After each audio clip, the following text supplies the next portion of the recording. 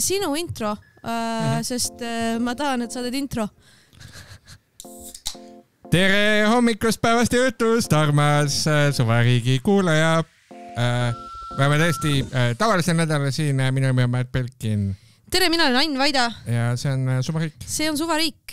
Tere, mina tahan omalt poolt tervitada kõiki uusi kuulajaid, kes on huvitatud sellest, mis toimub Eesti poliitikas, ajakirjanduses, meedias, mis on nädala kõige põnevamad uudised. See on see, mida meie siin katame selles podcastis, kus on koomik Ain Vaida ja kodanik Märt Belkin. Ja, kodanik Märt Belkin.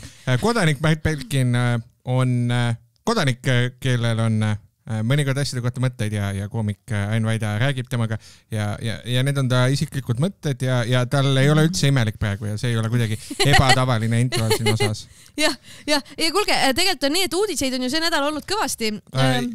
Ma tahaks sulle tutvustada selle nädala peateemat minu arust kõige olulisemat uudist sellest nädalast.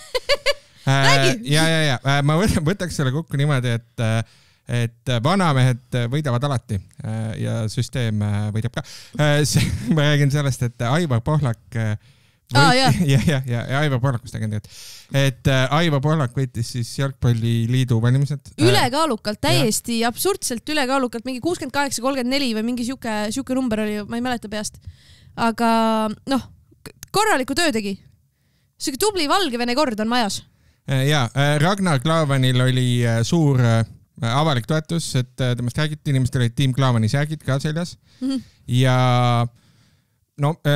plaan oli ilus, palju teavetas nagu natuke teostamatu, eks ju. Aivar Pohlakul oli rohkem nagu see, et tean, kuidas asjad käivad, olen siin pikalt olnud, tean peente detailideni kõiki süsteeme või õigemini tegelikult ta ei öelnud seda kõike ise, vaid seda ütlesid siis erinevad klubid, mis teda toetasid.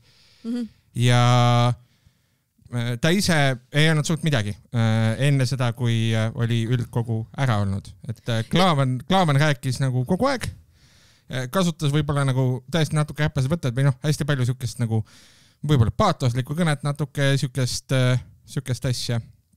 Aga tähelepanu nagu sai. Ja siis oli jalgpalliliidu üldkogu, eks ju, ja siis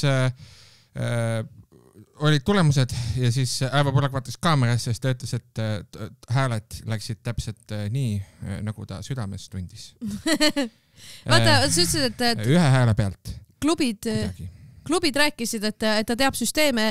Kõige sellele lisaks ta teab seda valimissüsteemi ka väga hästi, mis on üles ehitatud nii, et hääled lähevad täpselt nii, nagu ta teab, et nad lähevad. Hääle pealt. Just, hääled lähevad nii ja lisaks tegelikult paljudele klubidele on see väga õige valik, sellepärast, et Aivar Pohlaku ajal üldiselt ta toetab näiteks noorte jalgpalli, toetab paljusid klubisid, eks ju, jaotab raha nagu siia-sinna laiali nii-öelda, et klubidel oleks hea olla. Ja oleks ka motivatsiooni. Hääletada Aivar Pohlaku poolt. Ja, et see, mida Klaavan tajub, on see, et nagu siuke suurt plaani nagu Eesti jalgpalli edasi viia, seal taga ei ole, eks siis, et see raha ei lähe selleks, võib-olla kui ma välja loen nagu asja, mida Klaavan ise ei ütle nagu sellisena, aga võib-olla see, mida kuidas tema mõtted võiks kokku võtta, on see, et seda raha ja toetust on täpselt piisavalt selleks, et asi elus püsiks ja hästi natuke nii-öelda kesklikult tasa areneks. Aga et seal ei ole seda pushi või strateegiat, mis teeks selle päriselt nagu heaks või annaks suuna selleks, et midagi läheks nagu paremaks. Või et oleks mingisugune risk, mida võtta selleks, et nagu Eesti jalgpall läheks paremaks. Aga samas on ka see, et kui sa oledki ehitanud süsteemi, kus sa aeg-ajalt natuke pudistad neile, kes on sinu soosingus, siis nemad annavad sulle selle hääle vastu ja ütlevad, et tubli mees oled, on ju. Sul ei olegi siis ju otseselt vaja, et läheks paremaks. Kui sa teed samal ajal ise endaga lepinguid ja väidad, et ehitad staadioni ja siis võib-olla 10 aasta jooksul teed ja kõik need Pohlaku jutud on ju. Ja. Et annad ise endale laenu ja siis kogemata unustad selle ära ja mis iganes tal kõik need on. Erinevate klubide ja MTÜ-de ja asjade vahel on ju. sellest on ka kirjutatud, ma ei ole niivõrd kursis, aga et siis sul ei olegi, kui sa oled ise toimiv süsteem, mis annab ise endale ka raha ja annab ka sõpradele raha, siis sul ei olegi otseselt vaja, et oleks kuidagi teisiti. No ma ei tea, Neil on hästi. Ma ei tea, kas ka ainult sõpradele, et selles mõttes, et kindlasti on ka klubisid, kes nagu tahaksid, et asjad oleksid teistmoodi, aga samal ajal on selle... teavad, mis on nagu ka nende olukord. Et see mõttes, et nagu neid klubisid tuleb ka mõista, et kes võib-olla nagu just kui tahaksid, et Klaavani visioon läheks ellu, aga samal ajal peavad mingitel põhjustel nagu selle Pohlaku süsteemiga kohanema. Ja ka siis, kui selgub, et näiteks Pohlaku mahitusel tehakse erinevate klubide vahel lepinguid, mida hiljem konkurentsiamet hakkab uurima, näiteks selle kohta, et kuidas noormängijaid üle viia ja kuidas mitte, mis võib-olla on küsitavad asjad ja kus Pohlak esindab ka näiteks väidetavalt meediaandmetel ühte jalgpalliklubi, ühte suurt jalgpalliklubi, olles ise jalgpalliliidu president ja kus inimesed, kes endale lähedased räägivad, et nii nagu asjad ongi käinud ja on käinud 20 aastat. Et need klubid on ka vaata nagu keerulises olukorras, sest nad tahavad jalgpalli mängida ja nad on natuke nagu olukorras, kus võib-olla nad kas teavad või kahtlustavad, et tõenäoliselt Pohlak võidab ikkagi. Ja et Klaavan saab heal juhul 3% häältest, mis on märkimisväärne ja ikkagi tähelepanuväärne, aga et ta ei võida. Ja võib-olla mõtlevad ka selle peale, et võib-olla, ma ei tea, Pohlak saab teada või siis midagi juhtub või siis hakatakse, ma ei tea, otsima mingisuguseid süüdlasi. Ja pärast seda valimist tuli ka tore lugu Eigo Kaljurand Gunnar Leheste ja video on teinud German Benrot Delfi spordis, pealkiri EOK president Kersti Kaljulaid koolon Aivar Pohlak käitus minu kabinetis ähvardavalt ja tundsin hirmu. Siis on Kerstiga on tehtud siuke pikemat sorti intervjuu, 7 minutit. Tegelikult pikemat sorti intervjuu, kus ta siis räägib korraga nii Delfi kui Postimehe mikrofoni ja mõlemad kordamööda küsivad asju. Ja see on äärmiselt tore video, ma soovitan seda reaalselt vaadata, sest Kersti Kaljulaid on väga hea sõnasepp. Ja see, kuidas ta vastab küsimustele filigraanselt ja hästi ja toredalt ja andes edasi need jutupunktid, mida ta tahab edasi anda, seda oli lihtsalt väga nauditav kuulata, vaadata. See oli hästi-hästi tore video. Aga mis siis siin juhtus on see, et väidetavalt Pohlak siis ütles, et Kaljulaid, kes peaks olema erapooletu, sest on olümpiakomitee on ju juht, tema väidetavalt oli Klaavani poolt. Ja siis Pohlak oli selle peale pahane ja võrdles teda mingi Punaarmee kangelase Zoja Kosmodemjanskajaga, on ju. Tegi mingi... Hoogtööline. Yeah. Tead, mina ei tea. Propagandastar. Jah, whatever the fuck, on ju. Aga siis Kaljulaid ütles, et ei, ma ei olnud mitte kellegi poolt. Siis Postimehe ajakirjanik ütles, et aga meil on allikas, kes kinnitab, et te olite kellegi poolt. Ja Kaljulaid ütleb, ei olnud. Inimesed võivad erinevaid asju mäletada, inimesed võivad vestlusi erinevalt mäletada, aga ei, ma ei olnud mitte kellegi poolt. Ta isegi ei anna võimalust sellele küsimusele, ütleb, ei, nii ei ole olnud, läheb edasi. Ja siis ta räägib sellest, kuidas nii Klaavani tiim kui Pohlak käisid tema juures siis nagu jutul ja arutamas asju. Ja ta ütles mõlemale, et ma nagu ei soosi teid, aga et kuulas nad ära. Ja ta ütleb ka seda, et kui Aivar käis minu kabinetis, siis ütleme nii, et ta käitus ähvardavalt ja mul oli tunne, et ta võiks rünnata mind. Ta valis minu asemel kapi, töötles seda füüsiliselt ja tegemist oli päriselt hirmutava olukorraga. Reaalselt nagu Kaljulaid ütleb, et Aivar Pohlak tuli ta kabinetti, peksis mingit kappi seal koha peal, mis on nagu väga-väga hirmus selles mõttes. Jaa, on küll, jah. Et see on nagu kohutav asi, mida üleüldse teha, aga teiseks teha seda presidendi kabinetis. Jaa. Aga nagu siin on võib-olla selline olukord ka, kus Kaljulaid ikkagi, olemata sellest tegelikult ei võtnud poolt ju. See mõttes, et ta ei öelnud, et ma toetan Pohlakut või midagi siukest. Ta on nagu selles mõttes neutraalne, et tahab, et oleks demokraatlik valik, tal on mingisugused väärtused ja ta tahaks, et need jõuaks üle. Muide, kusjuures siin on ju see ka, et Pohlak võib-olla heas usus päriselt võttis üle ka asju Klaavani programmist. Tegelikult see on nagu asi, mis juhtus. Aga ja Kaljulaidi puhul ja olemata sellest, et Pohlak seal töötleb kappi, siis ta ikkagi ei öelnud välja ju seda enne, kui tulemused olid selgunud. Et ta nagu heas usus ikkagi, suhtles mõlema poolega ja... kui üks vend kuradi ragistab sul kapikala, see on nagu väga hirmus. Tegelikult see on täiesti jällegi kohatu kole asi, mida teha, on ju. Aga Pohlak muidugi ütleb, et see kõik on vale ja laim ja pole kunagi juhtunud, on ju. Ma tahan ühte asja veel Kaljulaidi kohta öelda, selles mõttes, et Kaljulaidi puhul on ka see, et vaata seal oli kirjas see, et allikas kinnitab seda, et nii oli ja siis ta ütleb, et ta on. See on veits nagu see koht, kus võib-olla ka Kaljulaidil on nagu, et see vastu võib-olla ei ole nagu naljakas, vaid see on tõene ka, vaata. Sest et ei, ma ei arvagi, et see on vale kuidagi. Inimestele võis tunduda, et ta on valinud poole või et ta on valinud Klaavani poole või midagi sükest, aga ta ei olnud. Vaata, inimesed kuulevad vestlustes hästi erinevaid asju. Kui sa ei ütle neile otse midagi, siis inimesed kuulevad vestlustes väga erinevaid asju, sõltuvalt sellest, mida nad kuulda tahavad või mida nad otsivad kuulda ja nii edasi, et see võis ka nagu vabalt juhtuda, on ju.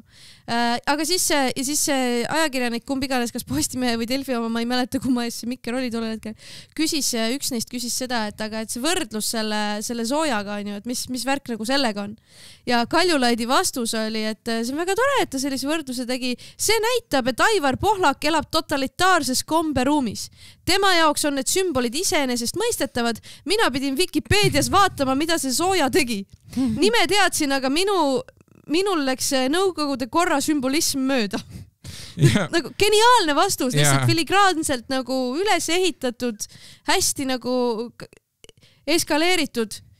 Et ma isegi ei hakka nagu sellesse nagu sisusse süvenema, see lihtsalt näitab seda, mis meest on. Ja see on nagu fun, see on ilusti sõnastatud ja lisaks see on ka nagu tõene, et nagu hästi kummaline on nagu rääkida sellises olukorras võib-olla, ma kujutan ette Kaljulaidi poolt, kus ongi nagu see, et inimese lihtsalt nagu kogu mõtteruum ongi selline, et tema maailm on selline.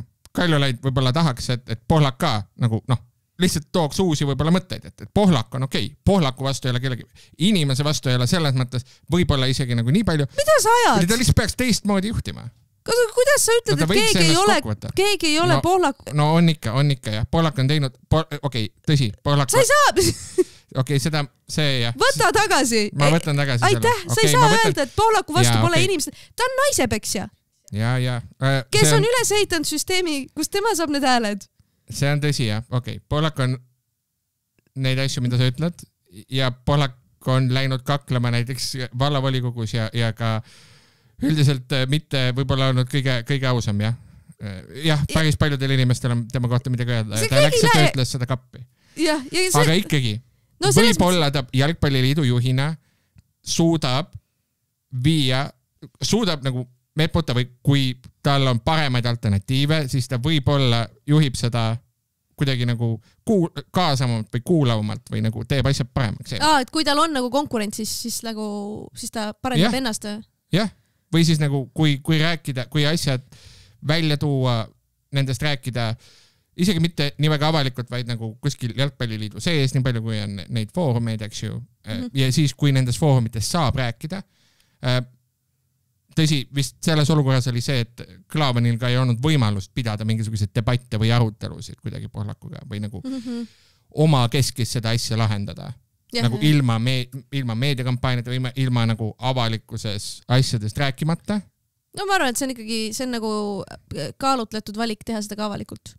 Peale selle, et ta ei ole ka nõus debatti pidama, on ju. On see ka, ma arvan, nagu, et sa tahad tuua välja kõik need asjad. Jah, aga selle mõttes, et lõppude lõpuks teadis ka Klaavan tegelikult väga tõenäoliselt seda, et ta kaotab ja seda, et vanamehed võidavad alati. Et sa peadki, aga see ongi see koht, kus sa saad nagu, kuna sa tead, et sa kaotad, siis sa saad tuua esile kõik need probleemid, on ju, ja siis Kaljulaid pani ka ühe korraliku ninanipsu pani seal lõpus. et ta väga loodab, et noh, et Eesti jalgpallil läheb halvasti, et selle ajaga, kui Aivar Pohlak on seda juhtinud, on kukutud 50. kohalt 123. või mingi siukse asja ütles. no tegelikult ma usun ka Eesti kellele tahab, et Eesti jalgpallil oleks hästi, sest see on nagu see tähtis osa. Ja Klaav on ka tõenäoliselt kindlasti Pohlaku tiim nagu süüdistas teda ka nii avalikult kui ka poolavalikult selles, et ta tuli ussitama või midagi muud sarnast, aga nagu Klaav on üritas ju päris pikalt, ta oli Tallinna Kalevi president, ta oli seal juhatuses ka, Jalgpalliliidu juhatuses ja üritas nagu oma sõna sekka öelda ja tuuagi oma perspektiivi Eesti kõige edukama mängijana. Ja ka ütlesid, inimesed, keda nagu mingid areng ja sellised asjad huvitavad, nagu ta oligi nagu, et põhimõtteliselt ka Pohlak kutsus avalikult vähemalt teda oma tiimi ja ütles, et tule too uusi mõtteid, tee asjad paremaks, eks ju. Ja Klaavan läks, tegi seda. Ja siis tuli välja, et võib-olla liiga ei toiminud see. Mina vaata, ongi see olukord, et kui Pohlak kutsub su enda tiimi ja ütleb, too mulle uusi mõtteid, siis ta ju ei ole siiras. Ta ei saa olla siiras. No aga mis sa teed siis? Nagu lihtsalt vaatad kõrvalt ja oled nagu... Ja, et ongi raskel kõrval. Sest et sa ei taha, et jalgpalliliit oleks parem ja jalgpall oleks parem. Ja, muidugi. No sa kandideerid vastu, seda teedki. 3 korda veel teed, siis 4. võib-olla saab keegi, on ju. Et ega Jüri Ratas ka kohe, ka Keskerakonnas ka kohe Savisaart maha ei võetud. Kõigepealt pidi Kadri Simson kõrbema ja siis tuli Rattakord ja siis nüüd on Kutu. Vabandust, sõnastan ümber. Ja siis nüüd on Keskerakond nii nagu ta on. Aga jah, et see võtabki aega ja nagu ma loodan, et see on algus mässule. Olulisi uudiseid on veel sellel nädalal juhtunud. Ajakirjanduses on toimunud huvitavaid asju sellest, kuidas näiteks, et ilmus üks lugu esmaspäeval, kuidas Martin Laine kirjutas loo, et suur ärimees Margus Linnamäega seotud jurist küsis poliitikutelt konkreetseid seadusi muudatusi ja pakkus vastu sõbralikumat kajastust ärimehele kuuluvas ajalehes Postimees. Ja okei, mul on natuke mõtteid selle asja kohta, et lihtsalt võib-olla natuke tausta sulle või... Tead, mina arvan, et tegu on tegelikult, formaalselt on tunne, et see on nagu meie 2 podcast, aga see on tegelikult ikkagi minu podcast. Mina otsustan, kuidas ja mida me siin räägime. Nii et... mul on ka mingid mõtted ju. Ma arvan, et sul on vaja minna mõneks minutiks uksest välja ja mitte kaasa mõelda praegu. Ma soovitan sul, jah. Okei. Mine ära.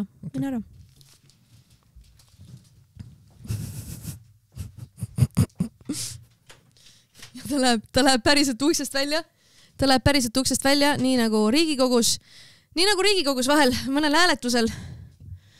Inimesed kogemata võtavad telefonikõnesid ukse taga vastu või käivad vetsus kogemata tähtsa hääletuse ajal. Siis ka praegu mina räägin tühja Märt Belkini mikrofoniga. Igal juhul Martin Laine kirjutas loo Eesti Ekspressis sellest, kuidas Linnamäega seotud jurist pakkus Vootele Päile, et kuule, et kahtlaseid kajastusi on teie erakonna kohta, aga et kui te nagu konkurentsiseaduses vaatate mõned oma põhimõtted ümber, et siis sotside selline kajastamine Postimehes, seda võib jääda vähemaks. Kogu asi algas sellest veebruarikuisest loost, mille kirjutas Katrin Lust, kus ta siis, ise peol Läänemetsa ei näinudki, aga sõimas Läänemetsa ikkagi täis. Lugu oli veider, kõik olid segaduses, hiljem Vootele ja Lust läksid avalikult tülli, lõppes asi sellega, et Lust lihtsalt pani kõik täispikad telefonikõned, Vootele Päiga peetud telefonikõned laivi. Ja nüüd praegu me saime see esmaspäev Laine loost teada, et natuke aega pärast seda sai Päiga kokku üks jurist, kes selgitas, et selleks, et Postimehe veergudel mitte selliseid asju näha, tuleks paar seadust ümber vaadata. Ja siis see jurist ütles ka, et ta teab, et praegu valmistatakse mingit lugu ette Postimehes just Päist personaalselt ja et seda saab ka ära hoida, kui me tegeleme siin konkurentsiseadusega natukene. Ja siis Päi ise väidab ka, et tal tegelikult mingi ajakirjanik on talt nagu mingid kummalisi küsimusi juba mõnda aega küsinud. Ja siis see ajakirjanik ise ütleb, see keegi murakas Postimehest ütles selle kohta, et mu kirjavahetus Päiga kestis 2024. aasta oktoobrist käesoleva aasta veebruarini ning enamasti võtsin teema uuesti üles, kui Päi oli taas sattunud meediaskandaali.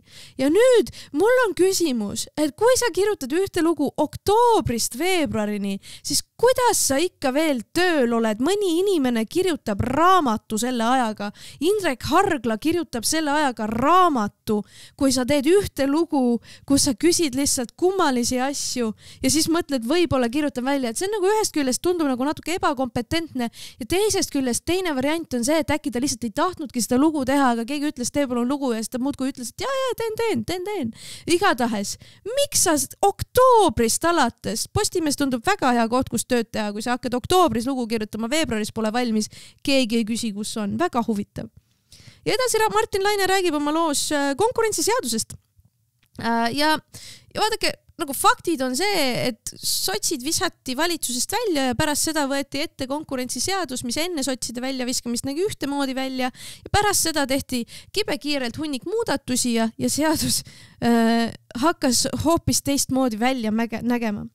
Laine kirjutab, et eelnõu oli läbinud totaalse muutuse. Seadus vastas nüüd palju rohkem nendele soovidele, kes olid eelmist versiooni kritiseerinud. Konkurentsiseaduse olulisi muudatusi arutati Justiitsministeeriumi eestvedamisel Teamsi koosolekul 24. märtsil. Kohal olid eranditult lobistid ja huvigrupid, kes olid varasema Konkurentsiametile võimu juurde andva eelnõu suurimad kriitikud. Kohal oli ka näiteks Allar Jõks, endine õiguskantsler ja Ekspress küsis, et mida sa seal koosolekul tegid, keda sa esindasid, mis värk on. Ja Allar Jõks, Allar Jõks on lihtsalt vana inimene, kes ei oska meilis vajutada seda nuppu, et sa vastad kirjale ilma edasi saatmata oma eelmisi kirjavahetusi teiste inimestega. Allar Jõks oli kogemata saatnud edasi kirjavahetuse Ott Lumiga, kes on Linnamäega seotud lobist, turundusinimene. Ja kirjavahetuses Ott Lumiga, mille ta saatis Ekspressi ajakirjanikule ise edasi, ta ütles Otile, selline läks ajakirjanikule, panin vunki juurde, et selle loo tonaalsus ja rõhud muutuksid. Eks näis. Allaril on ka õigus, loo tonaalsus ja rõhud muutusid, sest see lugu sai ühe lisaleveli, sest Laine lihtsalt ütles, et need inimesed on kuidagi seotud ja Jõks kinnitas seda meiliga, mille ta ise edasi saatis. Loos tuuakse välja ka seda, et Konkurentsiameti peadirektor Evelin Pärn-Lee puudus koosolekult. Konkurentsiameti peadirektor, seadus, mis puudutab Konkurentsiametit. Peadirektor puudus sellest koosolekust, sest ta osales konverentsil Stockholmis. Ja koosoleku osalemiseks ta ei saanud oma päevaplaani ümber teha, sest koosoleku kutse tuli öösel kell 1 ja koosolek toimus sellel samal hommikul, ehk siis koosoleku kutse ja koosoleku toimumise vahel on lihtsalt aeg, millal sa magad. Ette teatamise aeg oli alla 12 tunni. Mis on ilmselgelt loogiline, kõik inimesed ilmselt, kes on osapooled, nad teadsid, et ta viib Stockholmis konverentsil. Väga-väga kole viis asja teha minu meelest. Kõik on minu mõtted, ainult minu mõtted, mina räägin tühja mikrofoniga. Ja tulemus on siis see, et see uus seadus, mis siis pärast seda koosolekut ja asja vastu võeti, tähendab seda, et konkurentsi case'ide menetlemises tuleb sama tööd teha sisuliselt 2 korda erinevates menetlustes ning ärimeestel on 2 korda rohkem võimalusi menetluste torpedeerimiseks kokku kuni 5 eri kohtuastmes. See oli sissejuhatus, see oli Laine lugu. Sellest, kuidas Postimees kajastab konkurentsiseadust, kes koosolekul osalesid, kes kuidas Linnamäega seotud on, kuidas Lust seotud on. Ja siis Postimees kohe pärast seda, kui neid süüdistati selles, et nad loovad mingit kahtlast komprat inimestest ja tegelevad omaniku ärihuvide eest seismisega, nemad vastusena lõid veel veidrat komprat inimestest, kes on julgenud sellest rääkida, mis on nagu uskumatult otsekohene öelda, ei, me ei tee seda, aga tead, me näitame, et me teeme seda. sest sinna tekkis mingi eraldi plokk, kus olid inimeste arvamused tekkisid järsku sinna, mingid, Peeter Ernits hakkas kohe asju arvama ja nii edasi ja siis Lustilt tekkis mingi uus lugu, mida ta oli siis väidetavalt pool aastat soojas hoidnud, et tal on tegelikult teada, et Vootele Päi eelmise aasta lõpus kuskil peol tantsis ilma särgita, oli purjus ja tantsis mingite meestega, mis on nagu, tundub, et tore pidu oli. Katrin Lust, iga kord, kui sa peol käid, sul ei tule see välja, äkki lihtsalt nagu asi on sinus, et kui teistel on tore pidu, siis rahu ei ole probleemi. Igal juhul ta oli pool aastat seda lugu hoidnud ja nüüd ta kirjutas selle ära, et tegu on ikkagi julgeolekuriskiga, kui siseministri nõunik on purjus ja peol ja ilma särgita ja veel teise mehega tantsib, et kuidas see siis julgeolekuriski ei ole, et FSB on ju seda ära kasutanud teadaolevalt, on ju. FSB on seda ära kasutanud kapis olevatele inimestele, kes ei taha tunnistada, et nad on homod, on ju. See ei ole kuidagi halb asi, et sa tantsid teiste meestega, see ei ole teema, see selline püstitus taastoodab homofoobiat, taastoodab seda, et see on kuidagi kõlvatu kole asi, mida teha. Katrin Lust küsis isegi kapolt, et kas tegu võib olla julgeolekuriskiga, et ma olen lugenud siin erinevaid raamatuid, kuidas neid võtteid kasutatakse, et homo olemine võib olla julgeolekurisk. Kapo vastas, tead, homo olemine ei ole julgeolekurisk ja umbes siuke lause oli seal Kapo pressiesindajalt, et on tore, et olete, ma otsin selle üles.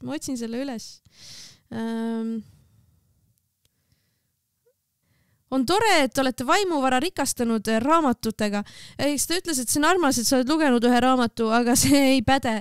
Ütles ka, et homo olemine ei ole julgeolekurisk. Väga tore vastus Kapolt, soovitan seda lugeda.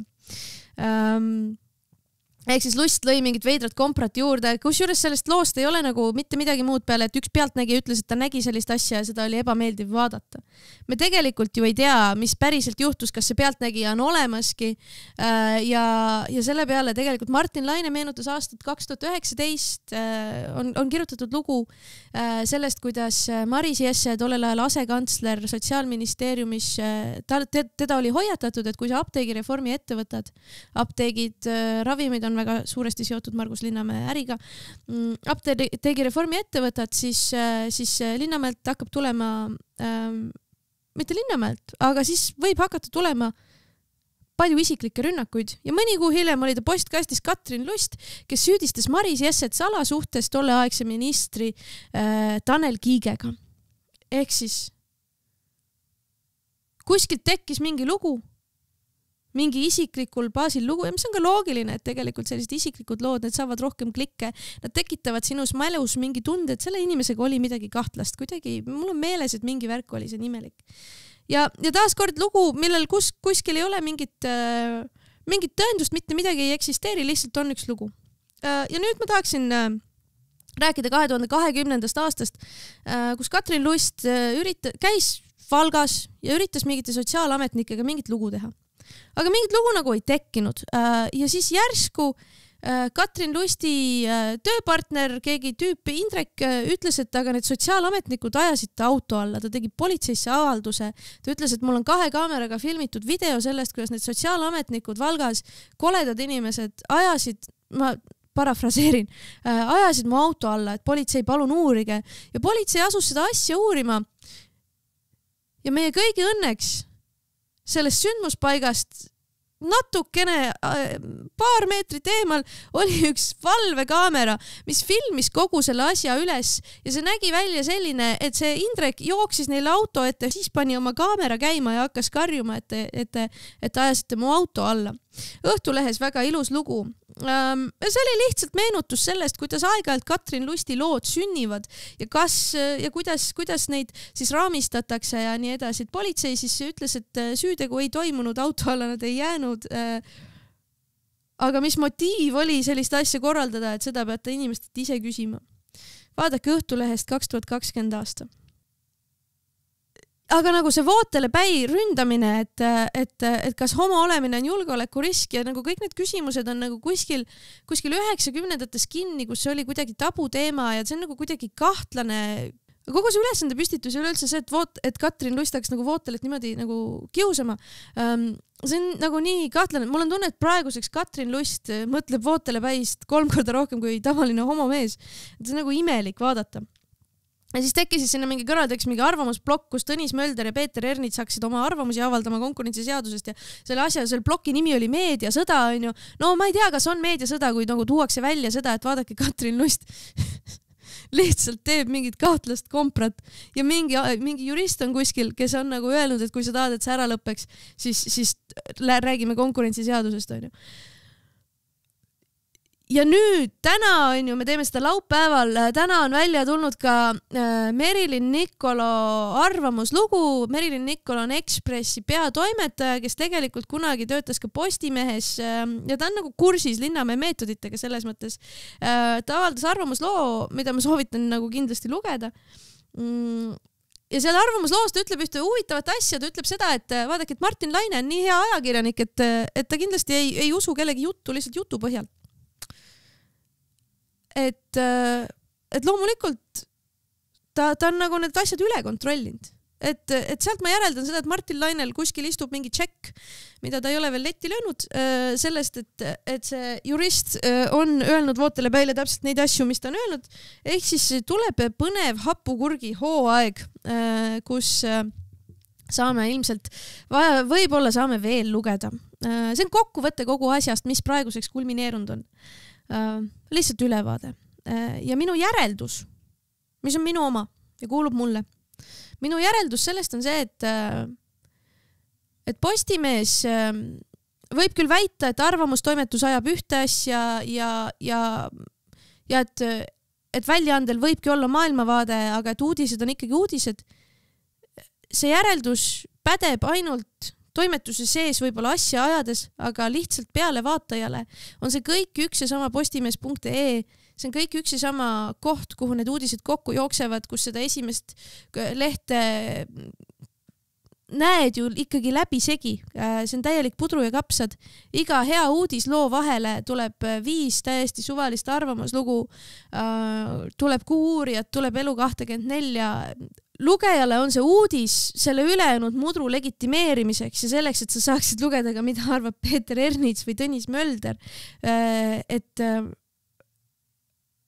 Et tegu ongi ju meelega üles ehitatud sellise lehega, et sa saaksid nii teha.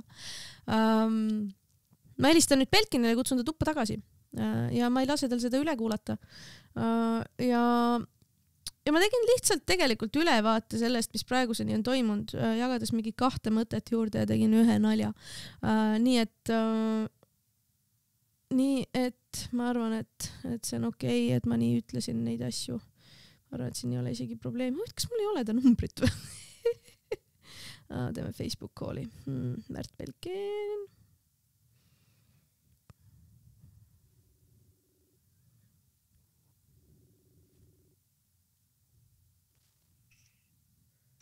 Tere, tule tuppa tagasi. Tšau.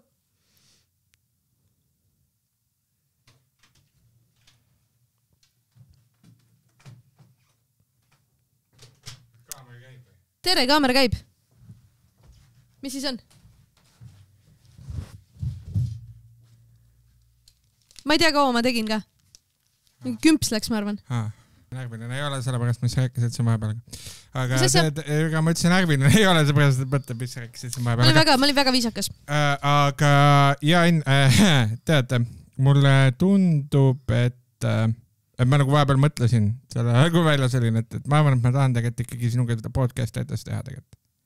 Mis siis, et sa mind uksest välja saatsid? Sest päris hea, põhimõtteliselt on ikkagi hea podcast, vaata. Ma ei tea, teeks huumorit või midagi või räägiks nagu poliitikast. Mis arvad sellest? Räägime! Mul on üks lugu Postimehest. Mul on üks päris tore lugu on Postimehest, oota, ma lähen otsin ülesse. Mul on üks lugu, ta ei ole Postimehest, ta on... Ma otsustasin siiski lugeda ette loo Delfist. Sama pealkirjaga. Erinev pealkiri on erinev, lugu on sama. Karoliina Vasli Delfist kirjutab rüüsteretk Viljandimaa kalmistul. Sündmuskohalt leidis politsei purjus kohaliku poliitiku.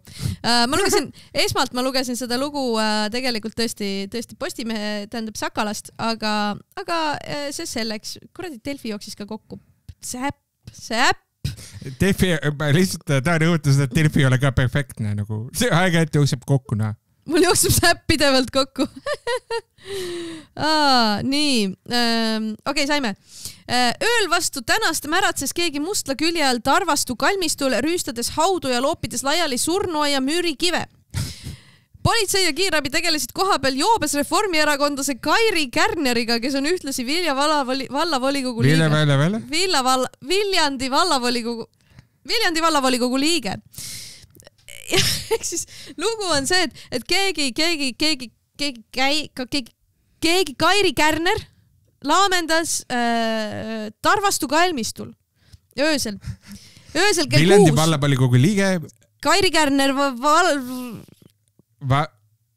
vallavolikogu liige laamendas Viljandi vallavolikogu liige laamendas Tarvastu kalmistul. Just, umbes kella 6 ajal sai politsei teate, et keegi laamendab kalmistul. Ja seal oli Kärner täiesti üksi. Tuvastati alkoholijoove, aga narkokiirtest oli negatiivne. See on hästi tore, et see on välja toodud, sest mina eeldaks, et kui sa kive tõstad kell 6 hommikul, siis kuidas sa väsinud ei ole? Kui sa oled 45, siin on välja toodud, ta on 45 aastat vana. Mina magaks kella 2, kui ma oleks 45 aastat vana. Ma magaks kell 12, ma lähen kell 10 magama. Kõigepealt tegi lõunaineku enne. Võt, see on päris hea. Ja siin on siis kirjas ka, politsei ütleb, et täpsed asjaolud on selgitamisel ja PPA lisab ka, et naine on politseile varasemast tuttav ja seda peaasjalikult liiklusalaste rikkumiste tõttu. Ja see on nagu tore, sest tema vabandus oli huvitav. Tema vabandus oli huvitav. Ta ise väidab, et keegi tahtis ta autot ära varastada ja siis ta ehitas kividest müüri sellele ümber või midagi siukest. Kuule, mul on uus teooria selle kohta. Vaata, narkotest oli negatiivne. Nii, võib-olla selle 45-aastasel inimesel oli raske päev, mingi keeruline asi oli. Ta mõtles, tahaks tarvitada narkootikume. Üks tuntud narkootikum on kivi. Ja siis ta läks kohta, kus oli palju kivi, ta tõstis kella 6 hommikul ja siis ma ei tea, väga palju pahemaks ei läinud ja siis politsei tuli ka ja siis nagu keeruliseks läks. Politsei ütles, kuulge isegi seda kivi ei tohi teha. No ja igal juhul see naine lõpuks väidab, et mingi tundmatu seltskond laamendas seal ja siis tema oli juhtumisi lihtsalt kogemata seal. Aga noh, ma ei tea, ei kõla väga usutavalt ja kõik on kettas. Noh, see on kalmistu, mida sa teed? Ja siis ta nüüd on visatud Viljandi vallavolikogust ka välja. Et see on siis lõpp. Viljandis on nagu huvitavaid asju, nagu juhtub neil poliitikutel seal väga tihti. Ma väga palju ei tea Viljandist ausalt. Viljandi oli kunagi Hansalinn, seal toimub folk. Ja ma teangi ühte asja, mis seal on kunagi jutunud, on see, et Tarmo Loodus surus Strad Attacki esinejatele Saksamaal pirukat suhu, sest ta oli mälus. Guugeldage Tarmo Loodus Strad Attack pirukas. Üks mu lemmik random lugusid poliitikast, sest see on nii imelik. Kui ma eksi, siis Viljandis on ka Laidoneri ratsa monument, mida vähemalt osaliselt rahastas 2000 alguses Eesti Energia. See on lihtsalt random fact. See on random fact ja ma räägin sulle veel Kairist ühe toreda asja. Kui ta kandideeris 2021. aastal Viljandi vallavolikokku, siis ta kirjutas sinna ise juurde. Kandideerin Viljandi vallavolikokku, sest hoolin oma kodukoha heaolust ja turvalisusest ning pean oluliseks mitmesuguste vaba aja veetmise võimaluste olemasolu vallas. Ja ta proovis ise. Ta mõtles tead mis, ma teen seda jõutrenni, kus sa kasutad ainult naturaalseid asju, mis see jõutrenn on. I'll open up my own gym. Jah, lihtsalt kell 6 hommikul, see on 24H, tule ja tõsta hauakivi. Paar tükki läks katki ka, inimesed on šokeeritud, kole lugu. See oli siis lugu Delfist.